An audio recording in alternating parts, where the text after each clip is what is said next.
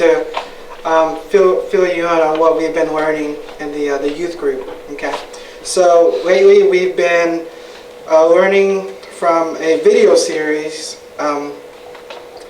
by David Platt. It's called Follow Me, and then it's pretty much what the series is about, is what it truly means to follow Jesus Christ. And so we've done, we've done 4 sessions. There's 2 more left.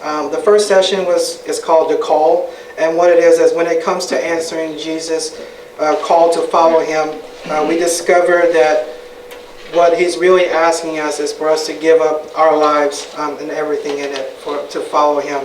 And then we talked about the first 4 disciples and how they gave up their careers and they left their families to follow Jesus. And then the next session we talked about being transformed, and what that means is when we decide to follow Jesus, we're completely transformed and we become a new person. And when we truly decide to follow Him, we're changed. And then the passage we talked about that was the vine and the branch, and how Jesus is in us and we're in Jesus. And without Jesus being our vine, then we'll wither away. And so we talked about how important it is to stay connected to Jesus. The next one we talked about delighting in God. And what that is we talked about how the church today, it's really cool to see lights and videos and good music and everything, but God is more than just rules and regulations and showy things, which it sometimes make us forget that what we truly need to be doing is desiring God, despite of all of that. And then the last time we spoke, we talked about God's will, and we talked about giving Him a blank check. And so pretty much when we give someone a blank check, we just sign our name, and then that person can write however amount he wants on there. Pretty much what that means is truly submitting to giving our life and being obedient to what God has planned for us. And we talked about how we should give Him a blank check every day, because it requires us to give our lives to Christ every single day, not just one time. And so the next 2 sessions we're going to talk about is on the title for the next one is the church. We're going to talk about the roles of the church, and then after that we're going to talk about our mission and what God's purpose is for us as Christians. Okay. So today I was trying to find a good passage to talk about Christmas, and we all already know the Christmas story, and so I chose John chapter 1 verse 11 through 14, and then verse 16 through 17. So I'm going to go ahead and read the passage for you guys, okay? John chapter 1 verse 11. He came to His own, and His own people did not receive Him. But to all who did receive Him, who believed in His name, He gave the right to become children of God, who were born not of blood, nor of the will of the flesh, nor of the will of man, but of God. And the Word became flesh and dwelt among us, and we have seen His glory, and glory as of the only Son from the Father, full of grace and truth. Verse 16. For from His fullness we have all received grace upon grace, for the law was given through Moses, grace and truth came through Jesus Christ. And that was the English Standard Version. So why did I pick this passage? Well, first of all, Christmas is my favorite season because, 1, my birthday is in December, and I just celebrated my birthday. And 2, I get double presents because a week later we get Christmas, and so I get 2 times as many presents in December. But most importantly, this is what we call the first coming of Christ. And when I see the story of Christmas, I see the message of hope for all of us. What do I mean by that?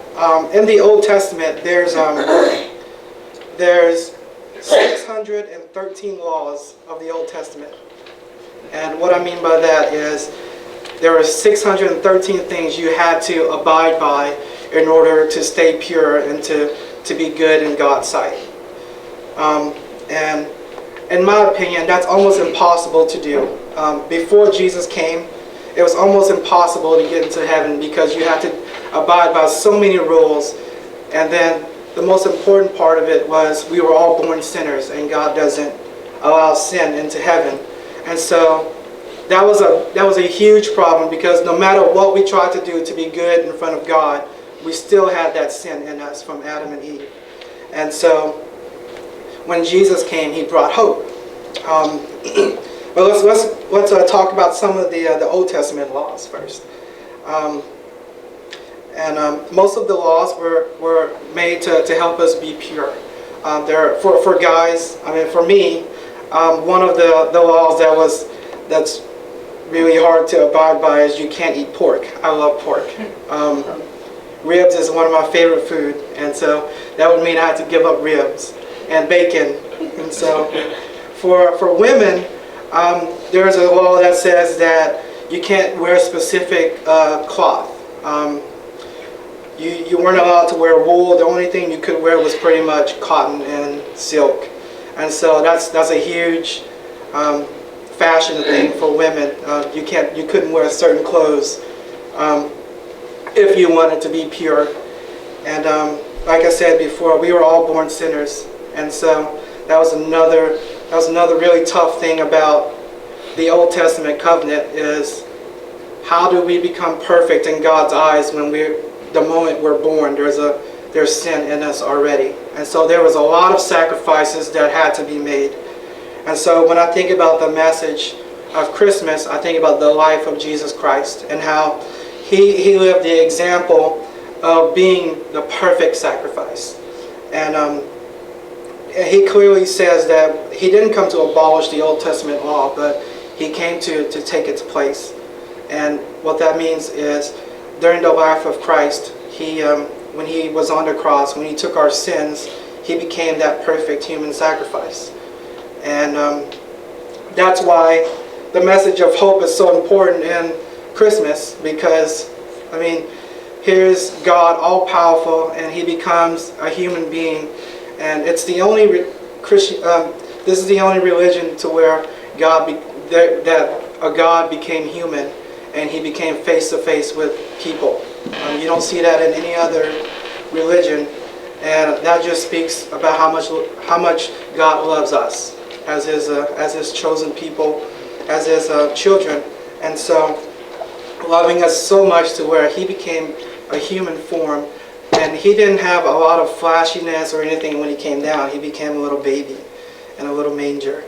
And that's a great message of hope, because I'm not perfect, and I don't have all the flashy speeches and everything, but God gave the example of you don't have to have any of that. You just have to follow him through the teachings of Jesus Christ. And so this became the new covenant, the New Testament covenant. Christ is the perfect sacrifice, and he taught us how to be human sacrifices. Like what we're learning in Follow Me is we give our lives every day. We give our lives to follow Christ every day. And then when going back to the passage, from his fullness we have all received grace upon grace. For the law was given through Moses. Grace and truth came through Jesus Christ. And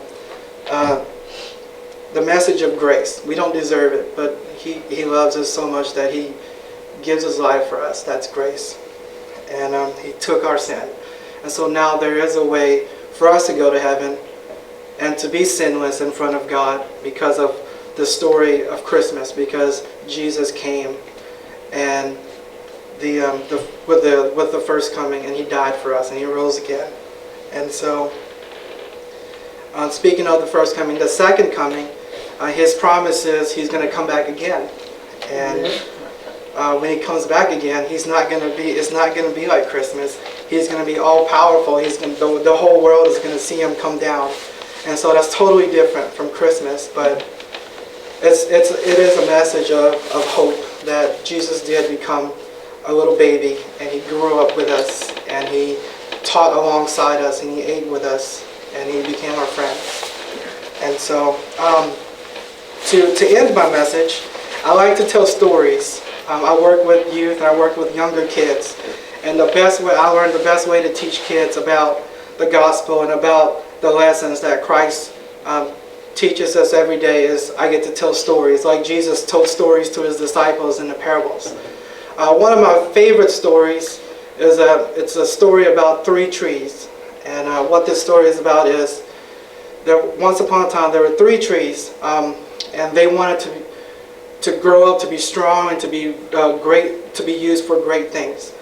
The first tree, he wanted to be used to be built into a big battleship for the greatest general to control and to conquer the world. The second tree, he wanted to be turned into a throne where the greatest king could sit on. And then the third one wanted to be this really, really fancy treasure chest and to hold all the riches of the world. And so one day, 3 carpenters came and they cut the trees down, and the trees were so excited. But what happened next is really important.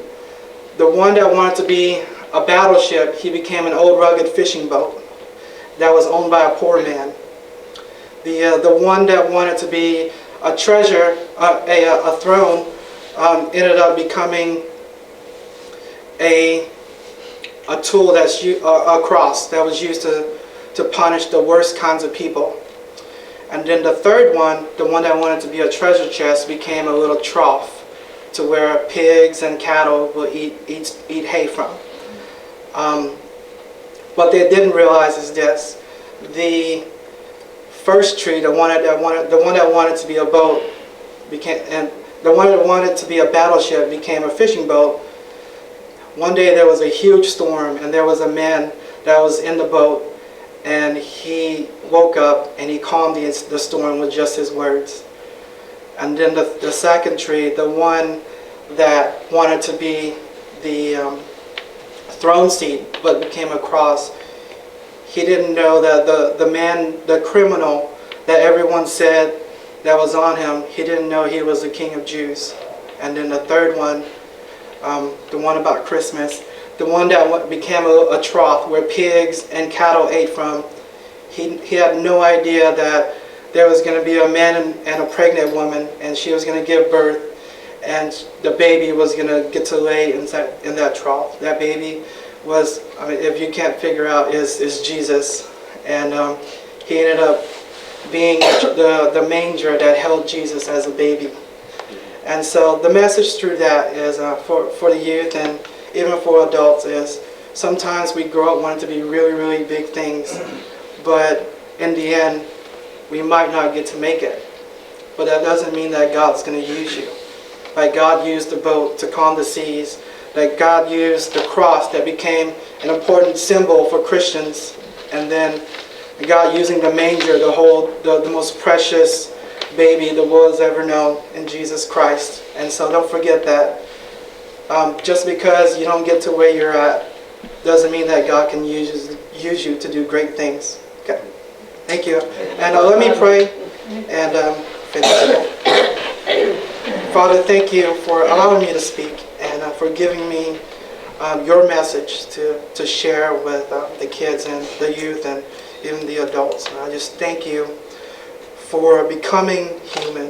Thank you for just giving up your throne to become like us and to be with us and to walk with us and to teach us.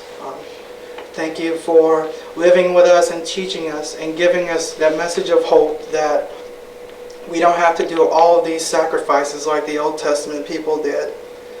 But the only sacrifice is just ourselves for you, to follow you. We thank you for teaching us how to love perfectly, teaching us how to sacrifice perfectly, and just teaching us your message. And I just thank you for your first coming, and I look forward to your second coming.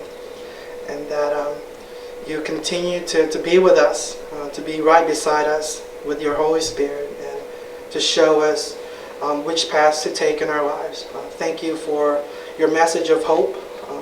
Thank you for your message of love to us.